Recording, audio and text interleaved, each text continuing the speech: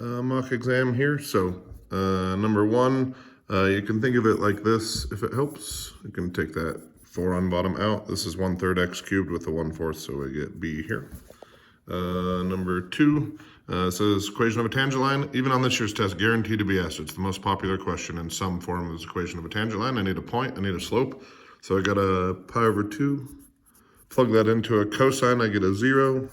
Slope would be the derivative, which is negative sine of x. Plug a pi over 2 in, I get 1 with a negative, so negative 1. So we get y minus 0 equals negative 1 times x minus pi over 2. If I distribute that through, I get c. Number 3, if I'm taking the derivative here, give me 1 sec. If I'm going to take the derivative here, I'm first going to handle the 2. So 2 times that 2 gives me 4. My goodness. Sine of root x to the first. So I handle the 2. Next, I'll go ahead and handle the sine. So that gives me a cosine of root x. Handle the sine. Then I handle the root x, which is 1 over 2 root x. This 2 turns that 4 into a 2, and then I have 2 sine root x cosine root x over root x, which is d.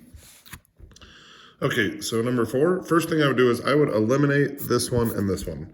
They do not ever give me this x cubed plus 3x minus 5. So I know that my answer is going to start with an x cubed plus 3x minus 5 to the negative second. So I'm just going to try it. Plus 3x minus 5 to the negative 2.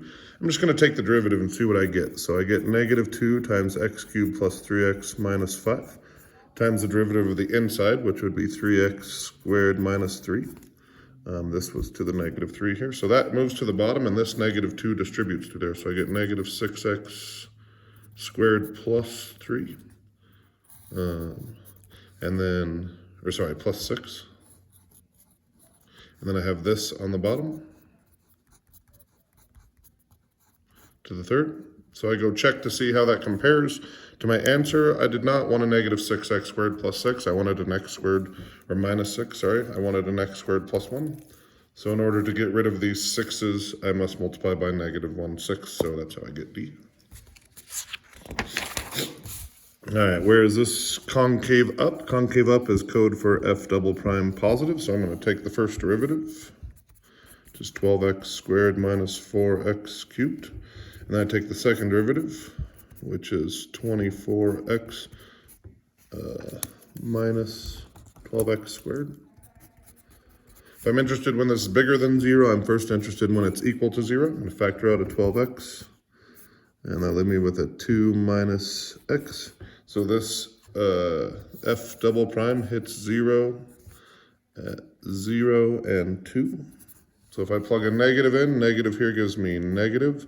Negative here gives me positive. Negative times positive is negative. If I plug a 1 in, I get positive, positive. And if I plug a 3 in, I get positive, negative. So it looks like we are concave up only from 0 to 2. Number 6 is take the derivative and then figure out where it is at the point 2,8. So I'm going to take the derivative of this. This is going to be implicit, so all normal rules except tag the y derivative. So the derivative of x is 1. Plus 1/3 times 3 is 1. Y to the negative 2/3. And then we'll tag that with a y prime equals y prime. So I'm interested at the point 2, 8. So I'll plug in an 8 for every y. So I'm going to think of this as 1 over 8 to the 2/3. Y prime equals y prime. Okay, so 8 to the 2/3 is cubed root of 8, which is 2. 2 squared is 4. So I get 1 plus 1/4 y prime equals y prime. If I subtract, I get 1 equals 3/4 of a y prime. So y prime must equal 4/3. This is how we get d here.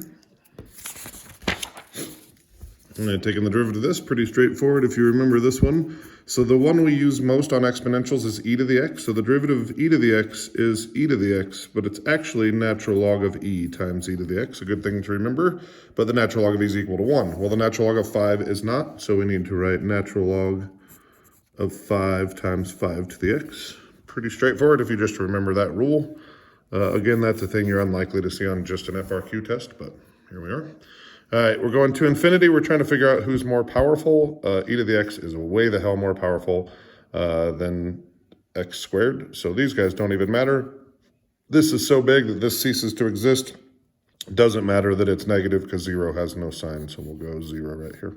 I'll be back with the next set soon.